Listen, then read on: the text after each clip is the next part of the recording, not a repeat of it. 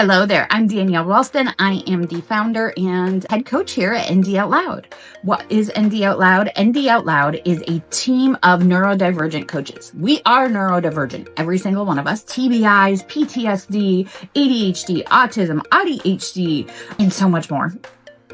Bipolar disorder, all of the things. We also have a passion for supporting others like us, so you don't have to struggle like we did in our past. We have all taken trainings and certifications and all of that so that we can support you in living a better life and upgrading all of the things that are frustrating about your life. What is this session going to give you? This session is going to give you actionable tips. So yes, we're going to talk about our programs and all of the things that we offer, but I want you to walk away with something actionable for something that is overwhelming, frustrating, or just plain annoying you right now in your life. Or if you're a parent or a spouse of someone with neurodivergence, to help them as well. I want you to walk away with something today. So please sign up today for a free call. We can learn more about each other.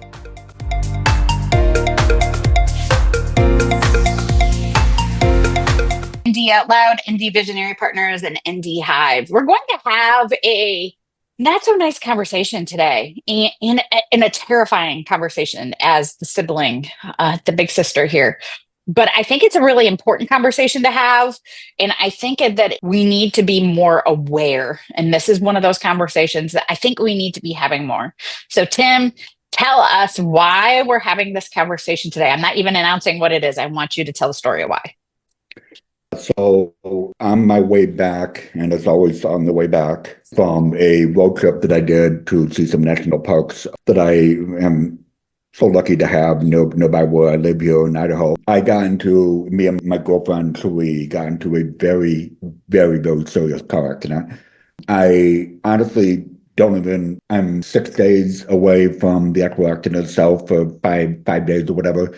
And I still ask myself constantly, like, how did I survive this? It's just awful. So it's a perfect storm of the area that was at was very, very rural to the point that I only had one bar and my cell phone. My girlfriend had no service at all.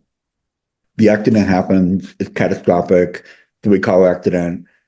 I was spun around a bunch of times. The other individual was speeding well beyond the speed limit. The other car that was involved in the accident, the third vehicle, did not see this car coming. So it was just a perfect storm of all this happening all at the right time. We deal with the shock of the actual accident. So you're in a place of what just happened, completely shell-shocked. The shock really lasted for several hours after the accident. So what happens, we get out of the car. My girlfriend is holding her head because she got a concussion. The doctor just happened to be nearby and ran to the scene and checked all of us out to make sure that we were all okay. And in quotes, with the multiple people that were there, they all saw that, all called 911. So we had police. You could see the light coming off in the distance as they're coming to the accident in a very, very rural area, very flat. So you could see the people way off in the distance. We got police, firefighters, ambulances, all there to check on everyone. And we indicated several times throughout the course of all this trauma that both myself and my girlfriend are deaf. And whenever I deal with any kind of trauma, whatever hearing that I have is even less. So, even for a hearing person in an accident like that, with trauma like that, their hearing tends to go in and out. So for a neurotypical, non-disabled person, that happens and you lose track of conversations because you're in shock. The adrenaline does a lot to your body.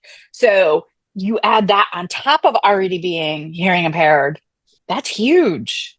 So I indicated that. I'm like, just to let you know, I'm able to read lips, but I'm in shock. I'm deaf. My girlfriend is even more deaf than I am.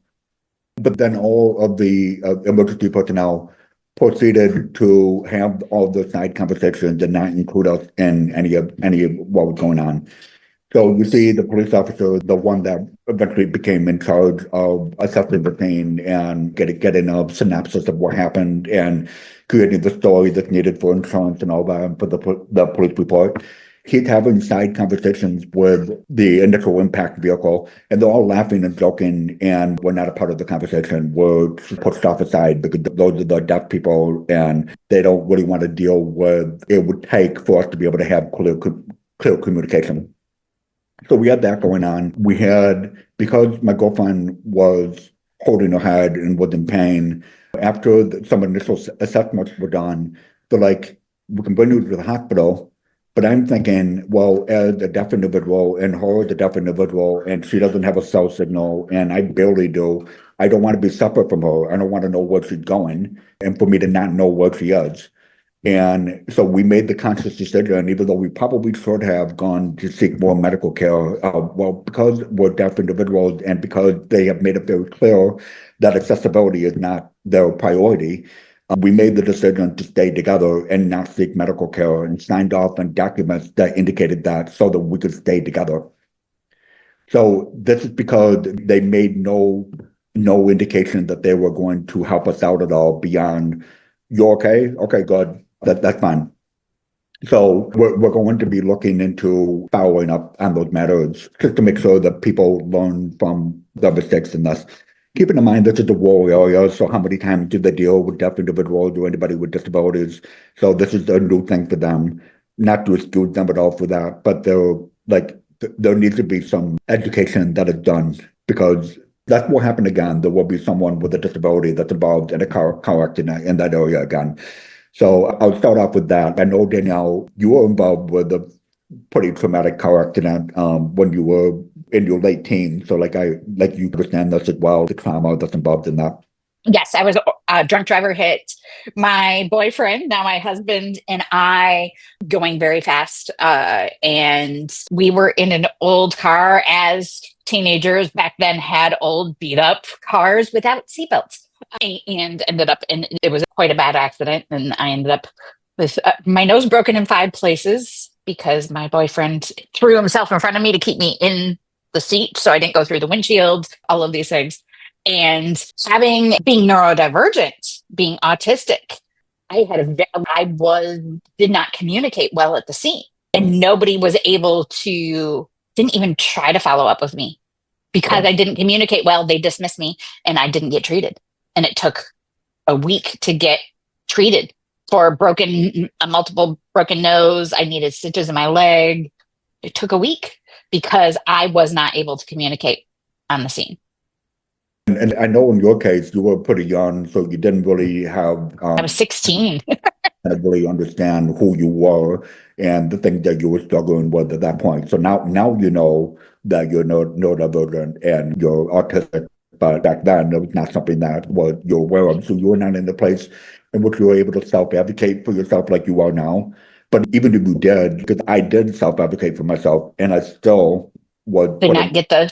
So what would have made, with the technology that exists, so let's spin this to a positive conversation. With technology that exists, with a rural, very small, maybe 100% volunteer, so fundraising only type fire department could implement in these situations? So I keep plugging them, but they're the one that I'm aware of. But I know there are other platforms, but this is the back one. The Translate Live is the company that I partner with, and they have cell phone size devices in which you can scan a QR code and it connects to whatever best cell network is in your region. So it connects to Verizon, T-Mobile, AT&T, all the different services.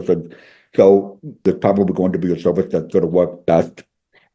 And then you're in a place in which you can have an ASL interpreter come right on the phone and be able to have that communication. Well, but what happens in an area where there isn't cell phone service? How can somebody in a really rural area like you were be able to communicate better with you using a smartphone? Because a smartphone with no Wi-Fi access may be all that exists. So as somebody with a disability, how do I get, because I am not deaf, I'm not hearing impaired, but I use closed captioning for everything. I think because it's built in for me. I've been doing this my whole entire life. But for me, this is how I hear. I have to see the words too.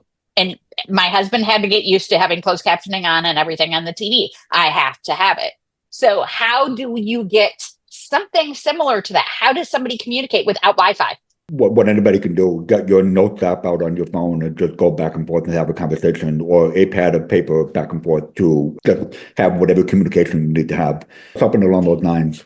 In particularly catastrophic situations, you can request an interpreter to be on site, and it may take some time, but I know for a fact in that area there are a few interpreters that reside in that particular town, and they would have been able to be there within a half hour or so notice.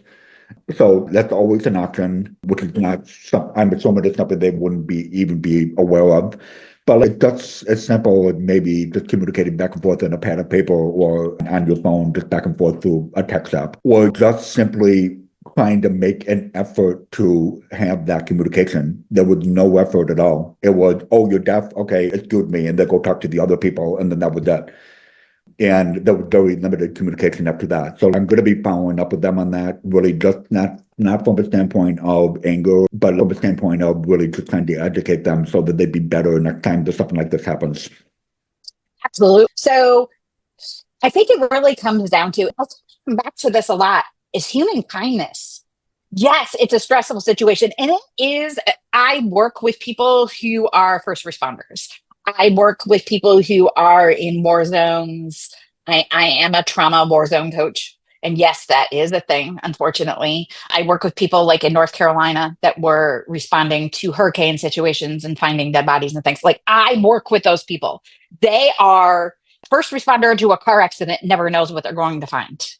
They are under almost the same amount of stress, and they have found this in scans and things, that the person who experienced the trauma, physical trauma event.